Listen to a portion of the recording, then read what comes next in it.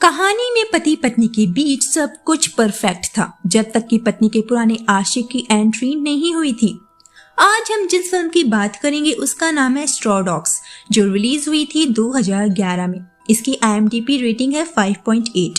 कहानी की शुरुआत एक हॉट कपल्स डेविड और एमी से होती है। डेविड एक फिल्मी राइटर है और उसकी खूबसूरत पत्नी एक अभिनेत्री।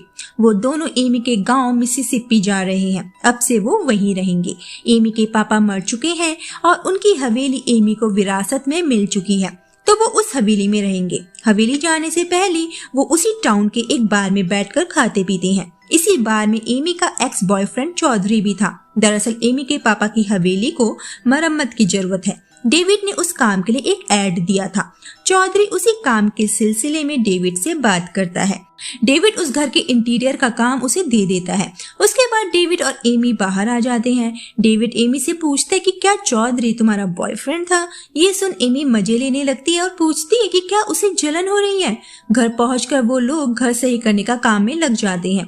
डेविड को अपनी स्क्रिप्ट भी लिखनी थी, इसीलिए वो उसमें बिजी हो जाता है।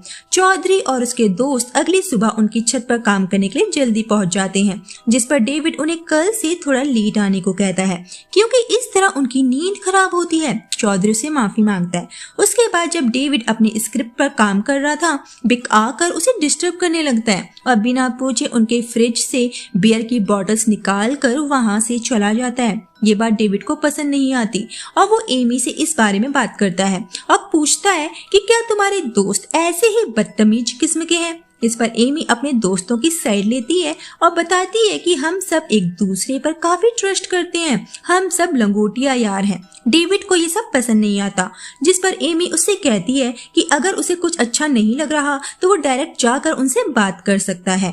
डेविड चौधरी से जाकर काम टाइम पर खत्म करने को कहता है और बिक के बारे में उससे बात करता है कि वो बिना पूछे घर के अंदर आ गया था, जो उसे पसंद नहीं है। चौधरी इस बारे में बिक से बात करने की जिम्मेदारी लेता है और बाद में वो डेविड को उनके साथ शिकार पर चलने के लिए इनवाइट करता है, लेकिन डेविड मना कर देता है।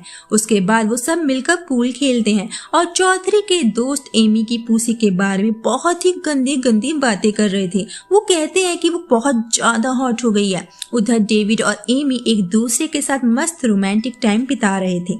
फिर हमें बार का सीन दिखाया जाता है जहाँ एक कोच डैनियल से बात कर रहा था। वो डैनियल के भाई जेरेमी के बारे में उसे बात करता है कि उसका भाई उसकी बेटी के आसपास घूमता रहता है, उसे समझाओ वरना वो अपने तरीके से उसे समझाएगा। डैनियल कहता है कि अगर उसके भाई ने कुछ गड़बड़ करी तो वो खुद ही उससे निपट लेगा। असल में डैनियल का भाई जेरेमी एक मेंटल केस है, लेकिन वो किसी को नुकसान नहीं पहुंचाता। अगले सीन में हम एमी को जॉगिंग करते हुए देखते हैं। पीछे से चौधरी अपनी गैंग के साथ वहां आ जाता है और उसके दोस्त एमी को बहुत ही बुरी तरह ताड़ने लगते हैं।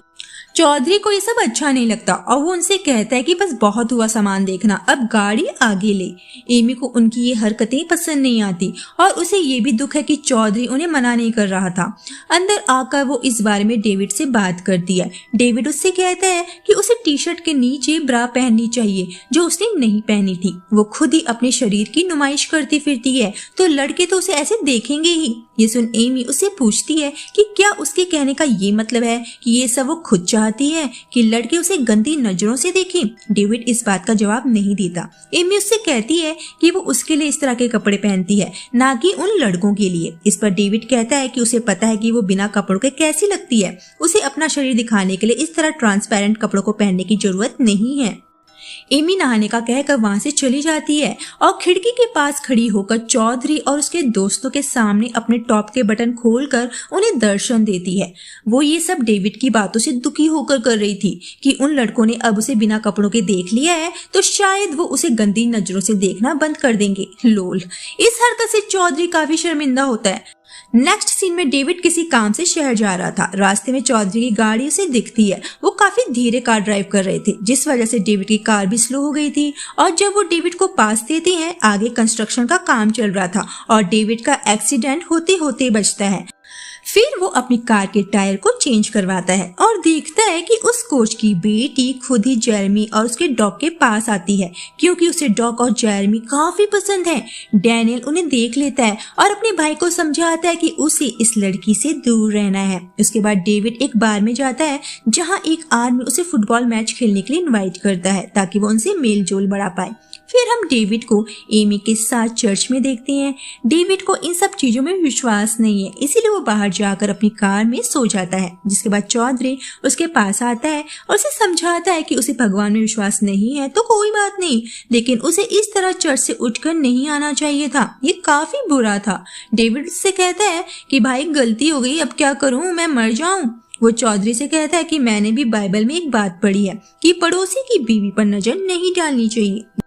ये सुन चौधरी उससे कहता है कि अगर पड़ोसी की बीवी खुद उस पर नजर डाल रही हो तब क्या करना चाहिए। तब तक एमी वहां आ जाती है और सब वहां से चले जाते हैं। जब वो घर पहुंचते हैं तब उन्हें पता चलता है कि किसी ने उनकी म्याऊ म्याऊ को मार कर अलमारी के अंदर लटका दिया है। एमी को यकीन है ये चौधरी का काम है, लेकिन डेविड उसे समझाता है कि हम यूं ही किसी पर इल्जाम नहीं लगा सकते। अगले दिन डेविड चौधरी से एक बियर ट्रैप को खोलकर सही करने को कहता है और तब एमी आकर उन सबसे अपनी म्याऊ म्याऊ के बारे में पूछती है कि उसे वो कहीं मिल नहीं रही, लेकिन कोई भी उसकी इस बात का जवाब नहीं देता क्योंकि कांडी तो यही लोग थे। उसके बाद वो सब डेविड को उनके साथ शिकार पर चलने के लिए कहते हैं। डेविड उनके साथ इस वजह से चलने को तैयार हो जाता है कि वो सब उसके साथ अच्छे से पेश आएंगे। डेविड जब बाकी दो लड़कों के साथ शिकार कर रहा था, चौधरी घर पर एमी का शिकार करने आ जाता है और उसके साथ जबरदस्ती करता है। उसे लगता है कि एमी भी यही चाहती है, लेकिन एमी की एक्सप्रेशंस देखकर वो समझ जाता है कि उसने एमी का रेप किया है। तभी पीछे से उसका दोस्त नुमान आ जाता है और एमी को बिना कपड़ों के देख उसका दिल मचलने लगता है और वो उसके साथ बहुत ही बुरी तरह से इंटीमेट होता है। एमी चौधरी से उसके दोस्त को रोकने को कहती है, लेकिन चौधरी तो खुद सदमे में है कि उसने एमी का चीरहरण कर डाला क्योंकि वो उसे प्यार नहीं करती। उधर शिकार पर डेविड एक हिरन को मार डालता है और देखता है कि उसके अलावा वहां और कोई नहीं है, सब उसका पोपट बनाकर वहां से गायब हो गए थे। तब शेरिफ उसे घर तक लिफ्ट देता है। एमी बेड पर बैठी हुई थी, तब वहां डेविड आ जाता है, लेकिन वो उसे अपने साथ हुए चीरहरण के बारे में कुछ भी नहीं बताती। वो डेविड को कायर कहकर बुलाती है। डेविड को समझ नहीं आता कि एमी पर कौन सी माता आ जाती है। वो डेविड से शहर छोड़कर वापस चलने को कहती है। डेविड कहता है कि वो ये जगह छोड़कर नहीं जाएंगे, ये उनका घर है। वो चौधरी को काम से निकालने की बात करता है और अगले दिन उससे कहता है कि वो अपना काम खत्म करने में बहुत ज्यादा टाइम ले रहा है और उसका हिसाब करके उसे काम से निकाल देता है। उसी रात एमी डेविड के साथ गेम देखने जाती है। वही कोच की बेटी फिर से जेरेमी के पास आकर उसको अपने साथ एक सुनसान जगह ले जाती है और उसे किस करना शुरू कर देती है। वो उसे मुख सुख देने की बात करती है। जेरेमी डरा हुआ है कि आज उसकी इज्जत खतरे में है। तभी कोच अपनी बेटी को ढूंढते हुए वहां आ जाता है। डर की वजह से जेरेमी उसकी बेटी का मुंह बंद कर देता है और दम घुटने की वजह से उस लड़की की मृत्यु हो जाती है। उधर कोच चौधरी और उसके दोस्तों के साथ जेरेमी को ढूंढने निकल पड़ता है। जेरेमी की डेविड की कार के आगे आने से हाथ की हड्डी टूट जाती है। डेविड उसे लेकर अपने घर आ जाता है और एम्बुलेंस को कॉल करता है। उधर चौधरी को भी पता चल जाता है कि जेरेमी डेविड के घर पर है। वो सब डेविड के घर आ जाते हैं और उन्हें धमकाने लगते हैं कि वो जेरेमी को उनके हवाले कर दे, लेकिन डेविड मना कर देता है और कहता है कि वो कानून अपने हाथों में नहीं ले सकता। कोच की बेटी उनके पास नहीं है। तब तक शेरिफ भी वहां आ चुका था और उन लोगों को समझाने की कोशिश करता है। वो डेविड से जेरेमी को उसके हवाले करने को कहता है, ये कहकर कि उसे कुछ नहीं होने देगा, लेकिन डेविड उसे भी मना कर देता है। तभी पीछे से कोच उस शेरिफ की गोली मारकर हत्या कर डालता है और अब वो सब मिलकर डेविड के घर में घुसने की कोशिश करते हैं। डेविड उन सब से लड़ने के लिए खुद को तैयार करने लगता है। वो घर में पड़े तेल को बर्तन में गर्म करने लगता है और जो भी अंदर आने की कोशिश करता है डेविड उसे वहीं रोक लेता है। जब कोच खिड़की के रास्ते अंदर आने की कोशिश कर रहा था, डेविड उसके चेहरे पर खौलता हुआ तेल डाल देता है। हेडन और चौधरी घर में घुसने के लिए पिकअप ट्रक का उपयोग करते हैं, लेकिन चौधरी इस बीच भी होश हो जाता है। डेविड हेडन से लड़ता है और हेडन गलती से खुद की पैर में ही गोली मार लेता है। डेविड मौका पाकर हेडन को गोली मार डालता है क्योंकि वो डेविड को एक रिवॉल्वर से गोली मारने की कोशिश कर रहा था और फिर वो एक फायर प्लस पोकर के साथ बीक को मारने के लिए आगे बढ़ता है।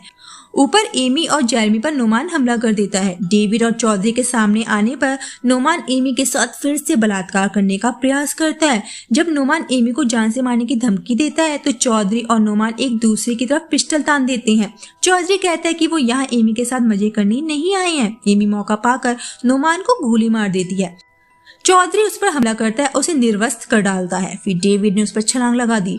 चार्ली ने डेविड को सीढ़ियों से नीचे गिराया और उसे बुरी तरह से पीटा। जब चार्ली फर्श पर लेटे हुए निहत्थे डेविड को गोली से मारने की तैयारी कर रहा था, एमी एक बंदूक के साथ पीछे से आती है। चौधरी मुड़ता है और उसे बताता है कि बंदूक तो खाली है और कहता है कि मैं हमेशा तुम्हारी रक्षा करूंगा बेबी। पीछे से डेविड खुले भालू के जाल को उसके सिर पर पटकने के लिए उठाता है और उसकी श्वास नली को कुचल डालता है। चार्ली धीरे धीरे मर जाता है। एमी और डेविड चुपचाप उसे देखते हैं। जैसे ही सायरन की आवाज सुनाई देती है, डेविड कहता है कि उसे सब कुछ मिल गया उन लोगों से बदला लेकर, और ये मूवी यहीं पर खत्म हो जाती है।